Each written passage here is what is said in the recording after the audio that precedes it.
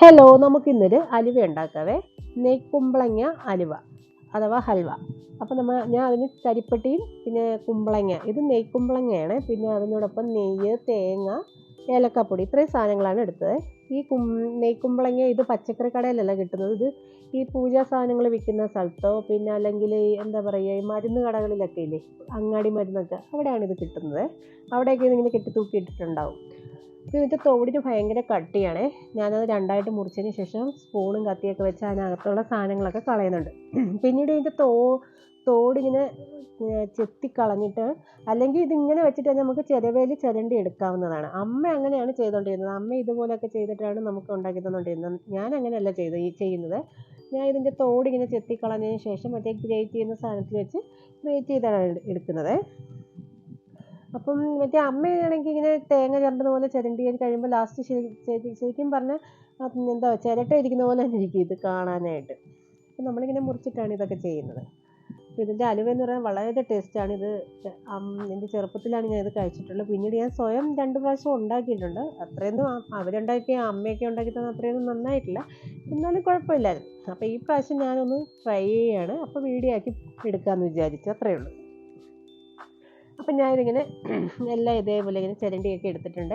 അപ്പോൾ ഇതിങ്ങനെ നിറച്ചും വെള്ളം പോലെ ഇരിക്കുക. അപ്പോൾ അതിങ്ങനെ നമ്മൾ കൈ കൊണ്ട് പിഴിഞ്ഞെടുക്കണം. അതല്ലെങ്കിൽ ഒരു സ്ട്രെയിനർ വെച്ച് അതിലിട്ട് ഞെക്കി പിഴിഞ്ഞ് അതിൻ്റെ ആ തൊണ്ട്, അപ്പോൾ തൊണ്ടാണോ എന്താ ഇത്, ഇങ്ങനെ ആ പിന്നെ വെള്ളമൊക്കെ പോയി കഴിഞ്ഞുള്ള സാധനമില്ലേ, അതുപോലെയുള്ള ഈ തൊക്ക്, അതാണ് നമുക്ക് വേണ്ടത്. അപ്പോൾ അത് ഞാനിങ്ങനെ എല്ലാം എടുത്തതിന് ശേഷം ആ വെള്ളം അതങ്ങ് കളയും കേട്ടോ. ഇതിൻ്റെ നീര് നമുക്ക് വേണ്ട കേട്ടോ. ഞെക്കി പിഴിഞ്ഞെടുക്കുന്ന ആ സാധനമാണ് നമുക്ക് വേണ്ടുന്നത്. അപ്പം ഇതെല്ലാം ഞാൻ ചെയ്യുന്നുണ്ട്. അപ്പോൾ ഇത് എന്താ പറയുക, കുറേ നാളുകൊണ്ട് വിചാരിച്ചത് ഈ ഒരു വീഡിയോ ചെയ്യണമെന്ന്. പക്ഷേ ഇതൊക്കെ ചെയ്യണമെങ്കിൽ വലിയ മെനക്കേടാണെന്നേ. അപ്പോൾ കുറേ സമയം വേണം. അതോടൊപ്പം തന്നെ ഈ കാര്യങ്ങളെല്ലാം അടുപ്പിച്ച് കിട്ടിയതിന് ശേഷമാണ് നമുക്കിതൊക്കെ ചെയ്യാൻ. അതുകൊണ്ടൊരു ബുദ്ധിമുട്ടായതുകൊണ്ടാണ് താമസിച്ചത് ഇതിടാനായിട്ട്. അപ്പം ഞാനൊരു പാത്രം വെച്ചതിന് ശേഷം ഇത് അതിലേക്ക് ഇട്ട്, പിന്നീട് ഞാൻ തേങ്ങയുടെ 2ാം പാൽ ഇതിലേക്ക് ഒഴിച്ചു കൊടുക്കുന്നുണ്ട്, ഇത് വേവിക്കാൻ വേണ്ടി. ഇതിൽ വെള്ളം ഇപ്പോൾ തീരെ തന്നെ ഇല്ല, എല്ലാം കളഞ്ഞതുകൊണ്ട് ഇതിൻ്റെ തൊണ്ട് മാത്രമേ ഉള്ളൂ ഇപ്പം. അപ്പോൾ അതിലേക്ക് തേങ്ങയുടെ 2ാം പാൽ ഒഴിച്ചതിന് ശേഷം നമുക്ക് തീ കത്തിക്കാം.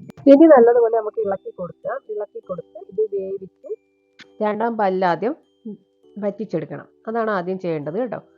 അപ്പോൾ ഞാൻ തീയൊക്കെ കത്തിച്ച് 2ാം പാലിൽ ഇത് നല്ലതുപോലെ വേവിച്ച് വറ്റിച്ചിട്ടുണ്ട്. ഇനി ഇതിലേക്ക് നമുക്ക് കരിപ്പെട്ടി ഉരുക്കിയത് വേണം ഒഴിച്ചു കൊടുക്കാനായിട്ട്. അതൊന്ന് അരിച്ച് നമുക്കതിലേക്ക് ഒഴിച്ചു കൊടുക്കാം. ഞാൻ ഒരു കരിപ്പെട്ടി ഉണ്ടല്ലോ, അതൊരു ഫുള്ളായിട്ടുള്ളത് തന്നെ ഉപയോഗിച്ചിട്ടുണ്ട്. അതുകൊണ്ട് ലേശം മധുരം കൂടുതലായിരുന്നു, എന്നാൽ മറ്റു കുഴപ്പമൊന്നുമില്ലായിരുന്നു. അപ്പോൾ ഇത്രയും വേണ്ട, അത് കുറച്ച് ഒരു ചെറിയ ഇടത്തരം കുമ്പളങ്ങയാണെന്നുണ്ടെങ്കിൽ, നെയ്ക്കുമ്പളങ്ങയാണെന്നുണ്ടെങ്കിൽ അത്രയും വേണ്ട, ഒരു 3/4 ഭാഗം മതി കേട്ടോ. അപ്പോൾ കരിപ്പെട്ടി കൂടി ഒഴിച്ചതിന് ശേഷം നമുക്ക് വീണ്ടും നല്ലതുപോലെ ഇളക്കി വറ്റിച്ചെടുക്കാവുന്നതാണ്. അപ്പോൾ നല്ലതുപോലെ തിളയ്ക്കുന്നുണ്ട്. തിളച്ചൊക്കെ കുറുകി വരണം. കുറുകി വന്നതിന് ശേഷമാണ് ബാക്കി കാര്യങ്ങൾ നമ്മൾ ഇതിലേക്ക് ചെയ്യേണ്ടത്.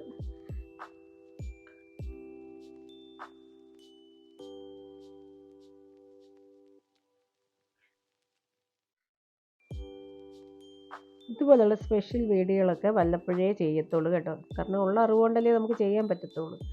പിന്നീട് ഇതിലേക്ക് ഞാൻ തേങ്ങയുടെ 1ാമത്തെ പാലാണ് ഒഴിച്ചു കൊടുക്കുന്നത്. അത് ഞാൻ കുറേശ്ശെ ഒഴിച്ച് ഇങ്ങനെ ഇളക്കി കൊടുക്കുന്നുണ്ട് കേട്ടോ. അതിങ്ങനെ ഞാൻ 3 പ്രാവശ്യമായിട്ടാണ് അതൊന്ന് തേങ്ങയുടെ ആ 1ാം പാൽ ഒഴിച്ച് കൊടുക്കുന്നത്.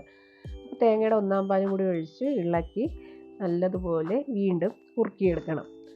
അതിന് ശേഷമാണ് അടുത്ത പരിപാടി. അപ്പോൾ ഇത് നല്ലതുപോലെ ഇളക്കി കുറുക്കി കൊടുക്കാം. അപ്പോൾ ഇതിനിടയ്ക്ക് നമുക്ക് 1 സ്പൂൺ നെയ്യ് ഒഴിച്ച് കൊടുക്കാവേ.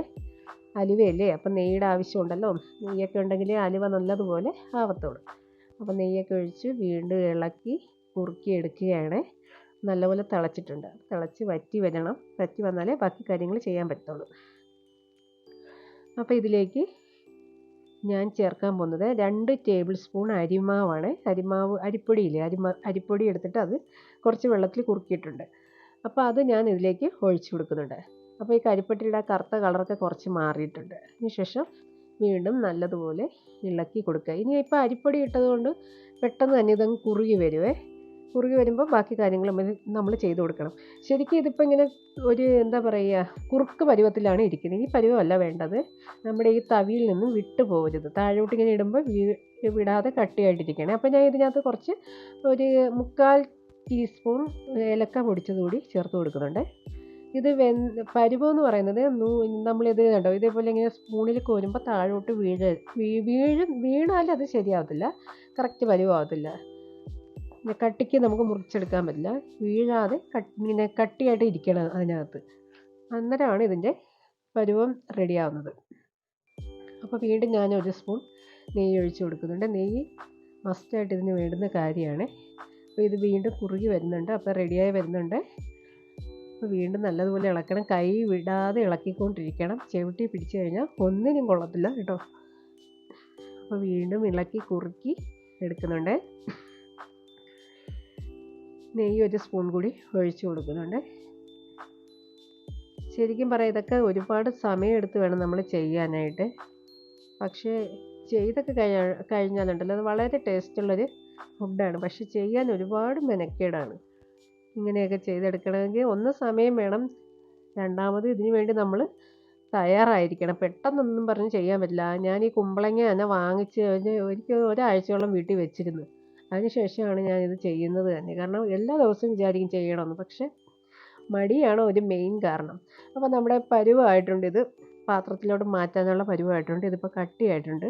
നമ്മളിങ്ങനെ ഇടയ്ക്കിടുമ്പോൾ ഇങ്ങനെ ഉരുണ്ട് വരണം, പാത്രത്തിൽ പിടിക്കാതെ ഉരുണ്ട് വരുന്ന പരുവാകുമ്പോൾ വേണം നമ്മളിത് സെറ്റ് ചെയ്യാനായിട്ട് കേട്ടോ. അപ്പോൾ ഇപ്പോൾ റെഡി ആയിട്ടുണ്ട്. അപ്പോൾ ഞാനൊരു ഗ്ലാസിൻ്റെ ബൗളാണ് എടുത്തിരിക്കുന്നത്. അതിലേക്ക് കുറച്ച് നെയ്യൊക്കെ പുരട്ടി കൊടുക്കുന്നുണ്ട്. കാരണം ഇതിൽ പിടിക്കാതിരിക്കാൻ വേണ്ടിയാണ്.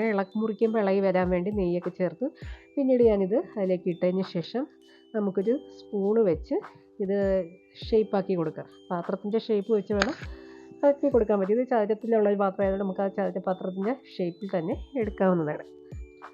നല്ലപോലെ ഷേപ്പൊക്കെ ചെയ്യട്ടെ.